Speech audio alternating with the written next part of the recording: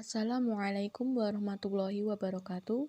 Perkenalkan, nama saya Winda Solika, NIM P03200053, Prodi PAI semester 4. Di sini, pada mata kuliah Media Pelajaran PAI, saya akan mempresentasikan tema atau judul Media Pembelajaran Berbasis TIK. Di sini ada 5 poin pembahasan. Yang pertama, pengertian media pembelajaran. Yang kedua, media pembelajaran berbasis TIK. Yang ketiga, fungsi TIK dalam pembelajaran. Yang keempat, faktor pendukung TIK dalam pembelajaran. Yang kelima, pemanfaatan TIK sebagai media pembelajaran. Poin pertama, pengertian media pembelajaran. Media pembelajaran secara umum adalah alat bantu proses belajar mengajar. Segala sesuatu yang dapat dipergunakan untuk merangsang pikiran, perasaan, perhatian, dan kemampuan atau keterampilan pembelajaran sehingga dapat mendorong terjadinya proses belajar. Batasan ini cukup luas dan mendalam, mencakup pengertian sumber, lingkungan, manusia, dan metode yang dimanfaatkan untuk tujuan pembelajaran atau pelatihan. Menurut H. Malik, media pendidikan adalah alat, metode, dan teknik yang digunakan dalam rangka mengefektifkan komunikasi dan interaksi antara guru dan siswa dalam proses pendidikan dan pengajaran di sekolah. Media pembelajaran dapat mempertinggi proses belajar siswa dalam pengajaran yang pada gilirannya diharapkan dapat mempertinggi hasil belajar yang dicapainya. Media pembelajaran adalah alat atau sarana yang digunakan dalam proses pembelajaran sehingga memudahkan tenaga pengajar dalam menyampaikan materi yang akan diajarkan. Media pembelajaran bisa berupa gambar, modul, buku teks, alat-alat teknologi, dan sejenisnya. Kemudian, menurut National Education Association, mengungkapkan bahwa media pembelajaran adalah sarana komunikasi dalam bentuk cetak maupun pandang dengar, termasuk teknologi perangkat keras. Posisi media pembelajaran dalam proses pembelajaran merupakan proses komunikasi dan berlangsung dalam suatu sistem. Maka media pembelajaran menempati posisi yang cukup penting sebagai salah satu komponen sistem pembelajaran. Tanpa media, komunikasi tidak akan terjadi dan proses pembelajaran sebagai proses komunikasi juga tidak akan bisa berlangsung secara optimal. Media pembelajaran adalah komponen integral dari sistem pembelajaran. Poin kedua, media pembelajaran berbasis TIK. Teknologi adalah sebuah pengetahuan yang ditunjukkan untuk menciptakan alat, tindakan pengolahan, dan ekstraksi benda. Istilah teknologi telah dikenal secara luas dan setiap orang memiliki cara mereka sendiri memahami pengertian teknologi. Menurut Tabratas dalam Diat Prasojo Latif dan Rianto, teknologi informasi adalah sebagai suatu ilmu pengetahuan yang mencakup berbagai hal, seperti sistem komputer hardware dan software, LAN, Local Area Network, MAN, Metropolitan Area Network, WAN, Wide Area Network, dan sistem informasi manajemen SIM, serta sistem telekomunikasi. Teknologi informasi dan komunikasi adalah seperangkat alat perangkat keras dan perangkat lunak yang digunakan untuk menyimpan informasi. Alat teknologi informasi membantu dalam memberikan orang-orang informasi yang tepat pada waktu yang tepat. Pekerjaan dalam organisasi menggunakan teknologi informasi untuk menyesuaikan berbagai tugas, dan ini dapat mencakup mentransfer informasi yang memfasilitasi pengambilan keputusan dalam sebuah organisasi, meningkatkan layanan pelanggan, dan banyak lagi. Media pembelajaran berbasis TIK, Iketut Gede Darman Putra, dikutip dari Amuson, mengemukakan beberapa media yang dapat digunakan dalam pembelajaran berbasis TIK ini, yaitu yang pertama, internet adalah media sesungguhnya dalam pendidikan berbasis TI. Karena perkembangan internet, kemudian muncul model-model e-learning, distance learning, web-based learning, dan istilah pendidikan berbasis TI lainnya.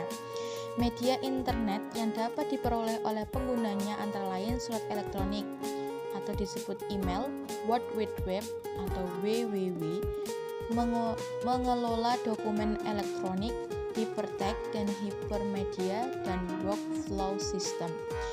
Nomor 2, intranet. Apabila penyediaan infrastruktur internet mengalami suatu hambatan, maka intranet dapat dijadikan alternatif sebagai media pendidikan berbasis TIK. Karakteristik intranet hampir sama dengan internet, hanya saja untuk area lokal dalam suatu kelas, sekolah, gedung, atau antar gedung. Yang ketiga, mobile phone. Pembelajaran berbasis TIK juga dapat dilakukan dengan menggunakan media telepon seluler. Hal ini dapat dilakukan karena kemajuan teknologi telepon seluler yang pesat. Seseorang bisa mengakses materi pembelajaran, mengikuti pembelajaran melalui telepon seluler. 4. CD-ROM atau flash disk. Media CD-ROM atau flash disk dapat menjadi pilihan apabila koneksi jaringan internet atau intranet tidak tersedia. Materi pembelajaran disimpan dalam media tersebut, kemudian dibuka pada suatu komputer. Pemanfaatan media CD-ROM atau flash disk merupakan bentuk pembelajaran berbasis TI yang paling sederhana dan paling murah. Setelah mengetahui pengertian media pembelajaran dan TIK, maka media pembelajaran berbasis TIK adalah alat yang digunakan dalam proses pembelajaran dengan memanfaatkan teknologi informasi. Dalam sistem ini, interaksi antara pengajar atau guru dan peserta atau murid ajar tidak harus saling bertatap muka atau bertemu secara fisik seperti halnya dalam sistem pendidikan konvensional. Mereka bertemu dalam ruangan teknologi informasi atau internet dengan memanfaatkan suatu media yang disebut komputer. Jadi, dapat disimpulkan bahwasanya pembelajaran berbasis teknologi informasi dan komunikasi adalah suatu interaksi bertukar informasi antara guru dan siswa dengan menggunakan teknologi yang memiliki fungsi untuk informasi dalam komunikasinya. Poin ketiga, fungsi TIK dalam pembelajaran. 1. Teknologi berfungsi sebagai alat. Dalam hal ini, TIK digunakan sebagai alat bantu bagi pengguna atau siswa untuk membantu pembelajaran. Misalnya, dalam mengolah kata, mengolah angka, membuat unsur grafis, membuat database, membuat program administratif untuk siswa, guru, dan staf, dan kepegawaian keuangan dan sebagainya. 2. Teknologi berfungsi sebagai ilmu pengetahuan. Dalam hal ini, teknologi sebagai bagian dari disiplin ilmu yang harus dikuasai oleh siswa. Misalnya, teknologi komputer dipelajari oleh beberapa jurusan di perguruan tinggi seperti informatika, manajemen informasi, ilmu komputer. 3. Teknologi berfungsi sebagai bahan dan alat bantu untuk mempelajari. Dalam hal ini, teknologi dimaknai sebagai bahan pembelajaran sekaligus sebagai alat bantu untuk menguasai sebuah kompetensi berbantuan komputer. Peran dan fungsi teknologi informasi dalam konteks yang lebih luas yaitu dalam manajemen dunia pendidikan, berdasarkan studi tentang tujuan pemanfaatan TI di dunia pendidikan terkemuka di Amerika, Alavi dan Gallupe menemukan beberapa tujuan pemanfaatan TIK, yaitu memperbaiki competitive positioning, meningkatkan brand image, meningkatkan kualitas pembelajaran dan pengajaran, meningkatkan kepuasan siswa, meningkatkan pendapatan, memperluas basis siswa, meningkatkan kualitas pelayanan, mengurangi biaya operasi, dan mengembangkan produk dan layanan baru. Karenanya, tidak mengherankan jika saat ini banyak institusi pendidikan di Indonesia yang berlomba-lomba berinvestasi dalam bidang TIK untuk memenangkan persaingan yang semakin ketat. Maka dari itu, untuk memenangkan pendidikan yang bermutu, maka disolusikan untuk memposisikan institusi pendidikan pada salah satu, yaitu lingkungan peluang yang menguntungkan dan kekuatan internal yang kuat. Poin keempat, dalam rangka mencapai tujuan tersebut, maka ada beberapa faktor yang mempengaruhi teknologi informasi, yaitu 1. Infrastruktur. Maksud dari faktor di atas adalah agar teknologi informasi dapat berkembang dengan pesat. Pertama, dibutuhkan infrastruktur yang memungkinkan akses informasi dimanapun dengan kecepatan yang mencukupi. Sumber daya manusia, faktor SDM menurut ketersediaan human brain yang menguasai teknologi tertinggi.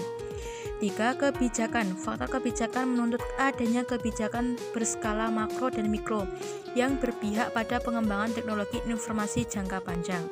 4. Finansial.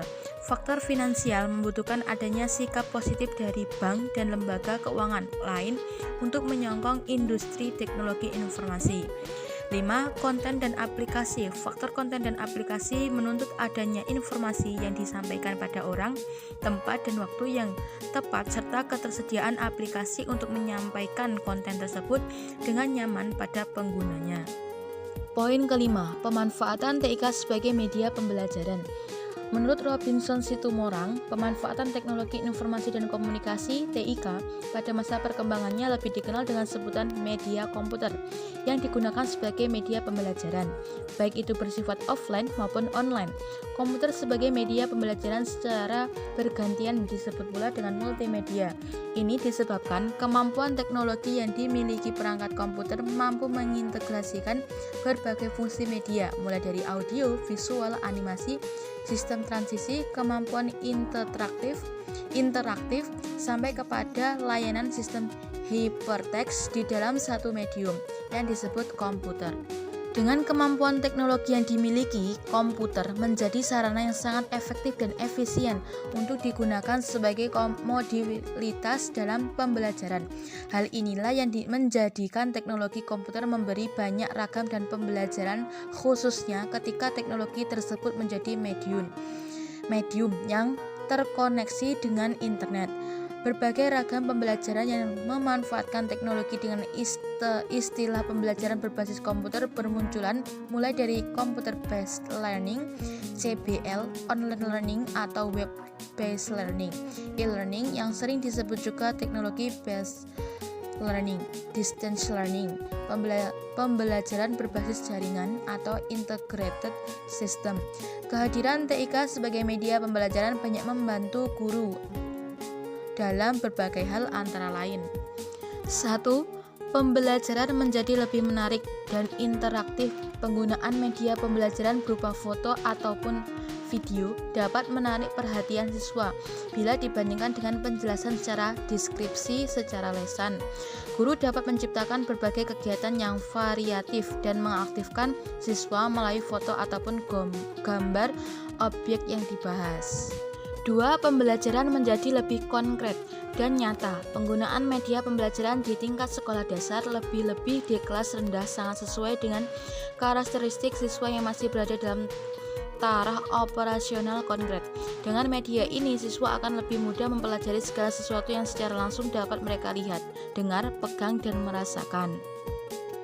3. Pengelolaan pembelajaran lebih efektif dan efisien. Dengan media pembelajaran, guru dapat membantu untuk tidak perlu banyak menulis atau mengilustrasikan di papan tulis. Ilustrasi dan tulisan yang dibutuhkan dapat dipenuhi guru dengan waktu yang tepat dan cepat melalui fasilitas yang terdapat pada komputer. 5. Meningkatkan kualitas pembelajaran. Dengan media pembelajaran, proses pembelajaran menjadi lebih efektif dan efisien, serta dapat meningkatkan kualitas pembelajaran secara menyeluruh. 6. Proses pembelajaran dapat dilakukan di mana dan kapan saja. Program audio, video, komputer offline dan online adalah media pembelajaran yang dapat digunakan di mana saja dan kapan saja sesuai dengan kondisi dan situasi guru maupun siswa. Kelebihan TIK dalam media pembelajaran. 1. Inovasi dalam pembelajaran semakin berkembang dengan adanya inovasi e-learning yang semakin memudahkan proses pendidikan. 2. Membiasakan mahasiswa dalam menggunakan TIK sebagai media belajar. Memberikan empowerment, kemampuan personal pembelajar secara mandiri. A. Belajar tanpa dibatasi ruang dan waktu. B. Materi-materi pembelajarannya selalu up to date. C. Lebih aktif dan kreatif dalam mengembangkan pemikirannya. D. Memotivasi pembelajar. E. Kematangan berpikir mahasiswa. Kematangan berpikir mahasiswa. F. Informasi dari berbagai sumber informasi. Kelemahan media TIK dalam pembelajaran. Kemajuan TIK juga akan semakin mempermudah terjadinya pelanggaran terhadap hak asasi kekayaan intelektual (HAKI) karena semakin mudahnya mengakses data menyebabkan orang yang bersifat plagiatis akan melakukan kecurangan. Walaupun sistem administrasi suatu lembaga pendidikan bagaikan sebuah sistem tanpa celah, akan tetapi jika terjadi suatu kecerobohan dalam menjalankan sistem tersebut akan berakibat fatal. Sekian presentasi dari saya. Apabila banyak sekali kesalahan dan kekurangannya, saya minta maaf yang sebesar-besarnya. Akhirul qouli hadza, wassalamualaikum warahmatullahi wabarakatuh.